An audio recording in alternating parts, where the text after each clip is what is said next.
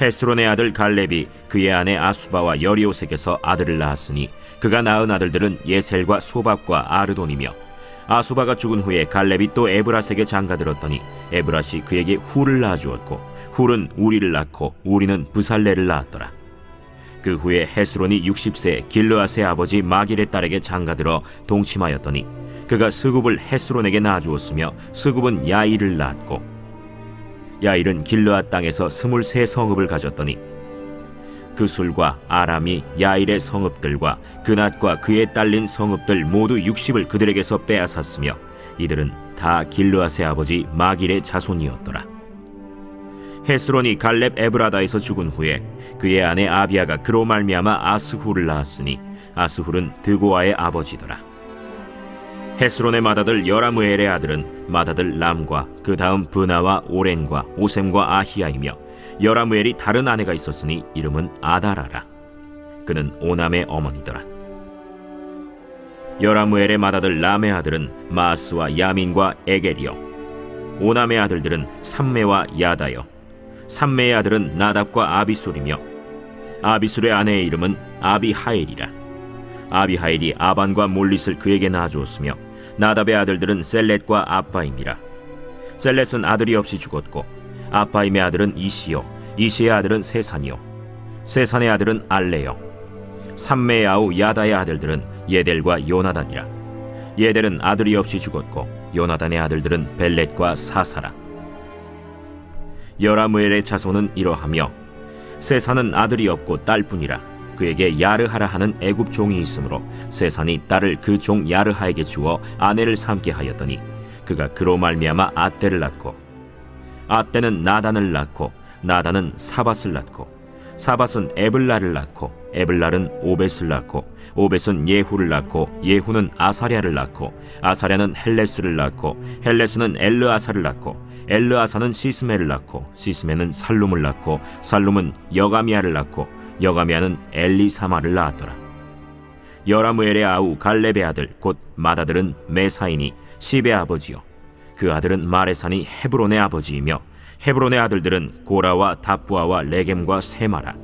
세마는 라함을 낳았으니 라함은 요르그암의 아버지이며 레겜은 삼메를 낳았고, 삼메의 아들은 마온이라. 마온은 베술의 아버지이며 갈렙의 소실 에바는 하란과 모사와 가세스를 낳고 하란은 가세스를 낳았으며, 야데의 아들은 레겜과 요단과 게산과 벨렛과 에바와 사압이며, 갈렙의 소실 마가는 세벨과 디르하나를 낳았고 또 만만나의 아버지 사압을 낳았고 또 막베나와 기브아의 아버지 스와를 낳았으며 갈렙의 딸은 악사더라. 갈렙의 자손 곧 에브라다의 맏아들 훌의 아들은 이러하니, 기럇 여아림의 아버지 소발과 베들레헴의 아버지 살마와 벳가델의 아버지 하렙이라. 기럇 여아림의 아버지 소발의 자손은 하로에와 무누톳 사람의 절반이니 기럇 여아림 족속들은 이델 종족과 붓 종족과 수맛 종족과 미스라 종족이라. 이로 말미암아 소라와 에스타올 두 종족이 나왔으며, 살마의 자손들은 베들레헴과 느도바 종족과 아다롯 벳 요압과 마나핫 종족의 절반과 소라 종족과 야베스에 살던 서기관 종족 곧 디랏 종족과 시므앗 종족과 수갓 종족이니 이는 다 레갑 가문의 조상 함마색에서 나온 겐 종족이더라. 여러분 반갑습니다. 오늘도 큐티로 여는 기막힌 하루입니다. 본문 말씀 역대상 2장 18절부터 55절의 말씀입니다. 자, 오늘 말씀을 보면 헤스론의 계보가 나옵니다. 이 헤스론의 계보를 통해 오늘 하나님은 우리들에게 무엇을 말씀하시는지를 우리 함께 듣기를 원합니다. 먼저 18절부터 24절을 보면 헤스론의 아들들 중 갈렙의 계보가 나옵니다. 이 헤스론에게는 여라무엘과 람 그리고 갈렙 이렇게 세 아들이 있었습니다. 그리고 그 세 아들을 통해 수많은 자손들이 뻗어나가는 것을 우리가 말씀을 통해 볼 수가 있습니다. 자, 그런데 오늘 먼저 이 자손들의 계보를 보기에 앞서 이 헤스론이라는 이 한 사람에게 우리가 다시 한번 좀 집중해 보기를 원합니다. 여러분, 이렇게 자손들이 무성한 가지처럼 뻗어나간 헤스론의 아버지가 누구였는지 기억하십니까? 그렇습니다. 유다입니다. 그러면 그의 어머니는 유다의 며느리 베레스였습니다. 여러분, 이 헤스론의 입장에서 보면 자기 아버지가 할아버지이고 어머니는 며느리인, 할아버지와 며느리 사이에서 태어난 사람이 바로 자기 자신이었습니다. 여러분, 생각해 보십시오. 내가 시아버지와 며느리 사이에서 태어난 아들이다. 오늘날처럼 이 절대 가치가 사라지고 있다는 포스트 모더니즘 사회에서도 이런 가정사는 누구도 쉽게 드러낼 수 없는 수치스럽고 부끄러운 가족사일 수 있습니다. 하물며 이 헤스론의 시대에 자신의 부모가 이런 사람들이라고 하는 것은 그에게 상상할 수 없는 상처와 고통을 경험할 수 있는 그런 아픈 가족사일 수 있다는 것입니다. 그런데 이런 부모 밑에서 나고 자란 헤스론이 예수의 계보를 잇는 믿음의 조상이 되었습니다. 여러분, 이게 무엇을 의미하겠습니까? 비록 그의 부모 자체만 놓고 보면 어디에다가도 드러낼 수 없는 너무 수치스러운 가족사이지만 이 부모인 유다와 베레스가 온전한 회개를 이루었기에 그 아들에게 상처를 물려준 것이 아니라 말씀을 물려주고 믿음을 물려줄 수 있었던 것입니다. 여러분, 자식은 부모로부터 절대적인 영향을 받는 존재입니다. 그래서 자식은 곧 부모라고 말하죠. 특별히 내 안의 상처와 사연이 말씀으로 해석되지 못하고 그대로 남아 있으면 그 부모의 상처와 사연이 자녀에게도 고스란히 되물림이 됩니다. 그래서 부모의 회개는 나 한 사람의 회개로 끝나지 않고 반드시 자녀의 축복으로 이어지게 됩니다. 그래서 오늘 말씀을 보면 이 헤스론이 믿음의 계보를 잇는 주인공이 될 수 있었고 그의 후손들이 무성한 가지처럼 뻗어나가는 축복을 누릴 수가 있었던 것입니다. 여러분, 이것이 어디 헤스론의 가정뿐이겠습니까? 오늘 우리 가운데도 말로 닿을 수 없는 상처와 사연을 가진 그런 가정들이 얼마나 많은지 모릅니다. 아니요. 과연 이 세상에 사연과 상처가 없는 가정이 과연 몇이나 될까요? 그러나 어떤 상처 많은 가정, 어떤 상처 많은 인생이라 할지라도 예수님을 만나고 예수님이 그 상처에 손을 대시면 그 상처는 별이 됩니다. 그리고 또 다른 상처받은 사람을 살려내는 약재료가 되고 축복의 인생으로 변화되는 것입니다. 그러므로 상처는 없어지는 것이 아니라 극복되어지는 것입니다. 오늘 헤스론을 통해 상처 많은 우리 가정을 살리는 유일한 길이 바로 예수님을 만나는 것임을 믿으시기 바랍니다. 그리고 또한 이 헤스론을 통해서 예수님을 만날 때 어떤 수치스럽고 아픈 내 가정의 상처도 치유되고 변화될 수 있다는 것을 소망하시기 바랍니다. 말씀으로 내 과거와 현재의 상처가 해석되고 치유되어서 내가 자유함과 기쁨을 누릴 때 나를 통해 주님이 내 가정도 고치시는 은혜를 반드시 베풀어 주실 줄로 믿습니다. 자, 질문해 봅니다. 오늘 이 헤스론처럼 내가 누구에게도 드러내지 못한 내 집안의 상처와 사연이 있습니까? 상처 입은 나로 인해 내 자녀들에게도 그 상처를 되물림하고 있지는 않습니까? 어떤 상처라 할지라도 예수님을 만나고 말씀으로 해석받을 때 극복되어지고 치유될 수 있음을 믿으십니까? 하나님의 말씀으로 치유받은 내 상처를 약재로 삼아 또 다른 상처받은 사람을 살리는데 쓰임받기를 소망하시기 바랍니다.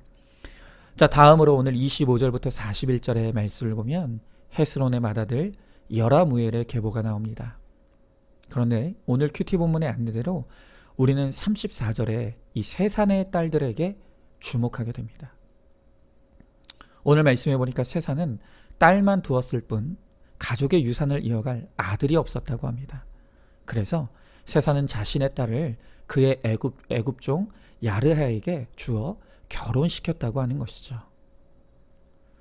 우리가 익히 알다시피 당시 고대 근동에서 그 가정에 아들이 없다는 것은 그 가문이 끊어지는 신의 저주로 여겨졌습니다.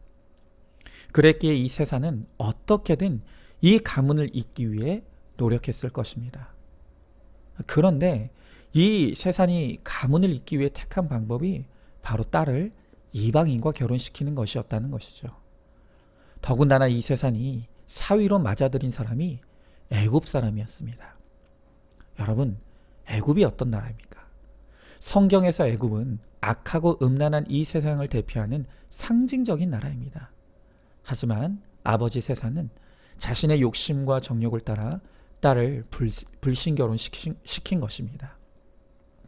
하지만 비록 이렇게 부모와 자식이 합심해서 불신 결혼을 했다 할지라도 이 가정을 통해서도 하나님의 기업과 계보는 이어지는 것을 보게 됩니다. 이렇게 하나님은 가장 열악한 환경에서도 구원의 꽃을 피워 가십니다. 자, 여러분, 저는 주일에도 말씀으로 우리가 불신 결혼이 얼마나 성경에서 철저히 금하는 총체적인 악인지를 함께 나누었습니다. 왜 하나님께서 이토록 불신 결혼을 싫어하십니까? 그 이유는 불신 결혼에는 신앙적 타락이 필연적으로 따라오기 때문이라는 것이죠. 그러므로 우리는 우리 자녀들에게 어릴 적부터 말씀으로 신결혼의 원칙을 철저히 가르치고 불신결혼 절대 불가를 외칠 수 있어야 합니다. 자, 그러나 이미 내가 불신결혼했다면, 또 내 자녀가 불신결혼했다면 그러면 어떻게 해야 됩니까? 이혼해야 됩니까? 갈라서야 하는 것입니까? 아닙니다. 이미 그렇게 내 악과 죄로 말미암아 이 불신결혼이 이루어졌다라고 한다면 이것이 내 삶의 결론인 것을 인정하고 이 가정의 구원을 위해 하나님이 나를 사명자로 부르셨음을 믿고 이 가정의 구원을 위해 우리는 온 힘을 쏟아야 하는 것이죠. 그러면 하나님께서 비록 쉽지 않은 가정일지라도 오늘도 눈물로 하나의 미랄을 심는 심정으로 구원의 섬김을 이루는 우리를 통해 가정의 구원을 이루어 주신다는 것입니다. 혹시 내가 살아생전에 그것을 보지 못한다 할지라도 이렇게 가정의 구원을 위해 살아가는 나를 통해 내가 죽은 다음에라도 구원의 열매를 반드시 맺게 하실 것을 믿으시기 바랍니다. 자, 질문해 봅니다. 혹시 여러분들 가운데 불신결혼하신 분이 있습니까? 그것이 나의 욕심과 정욕에 이끌려 선택한 내 삶의 결론인 것을 인정하십니까? 비록 불신결혼으로 이룬 가정이지만 이 가정의 구원을 위해 나를 이 가정의 사명자로 부르셨음을 믿고 있습니까? 오늘도 이 가정의 구원을 위해 말씀의 적용과 섬김을 이루므로 구원의 열매를 맺게 되기를 간구하시기 바랍니다. 마지막으로 이 헤스론의 또 다른 아들인 갈렙의 계보가 다시 등장합니다. 참고로 말씀드릴 것은 여기 이 갈렙은 민수기 13장 30절에서 약속의 땅을 정탐하고 돌아와 하나님을 여전히 신뢰했던 그 갈렙이 아니라는 것을 기억하시기 바랍니다.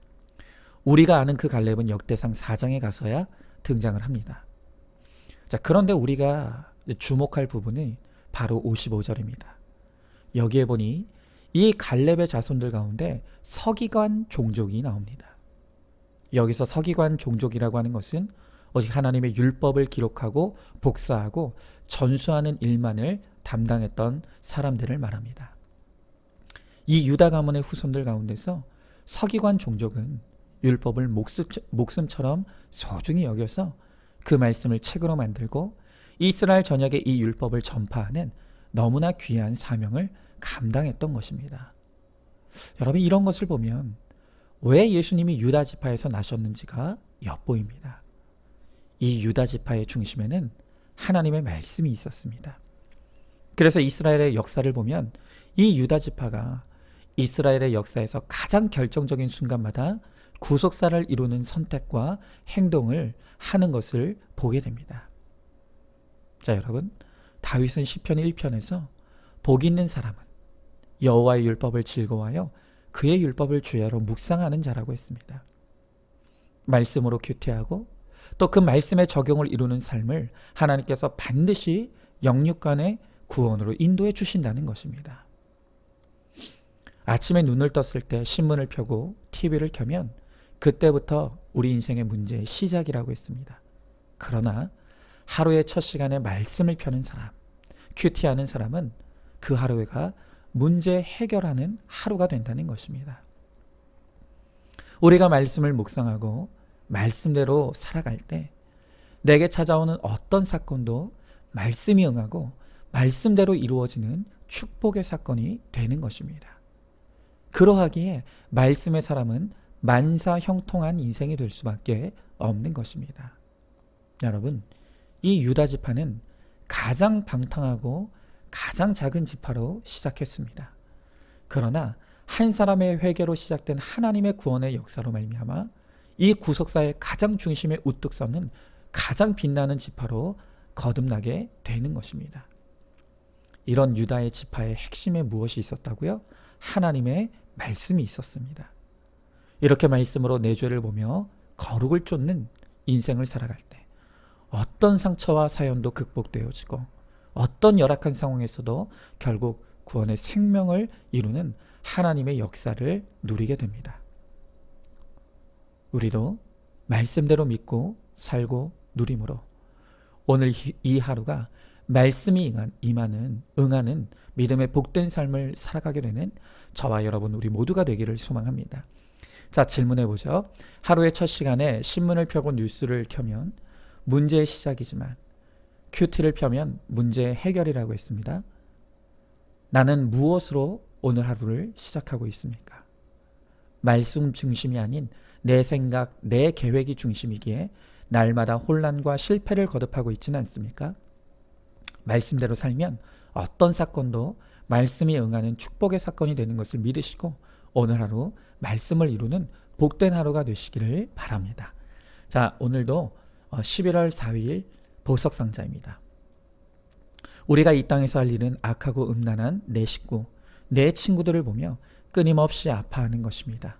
그리고 그것을 보고도 아파하지 않는 내 자신을 불쌍히 여겨달라고 기도해야 합니다.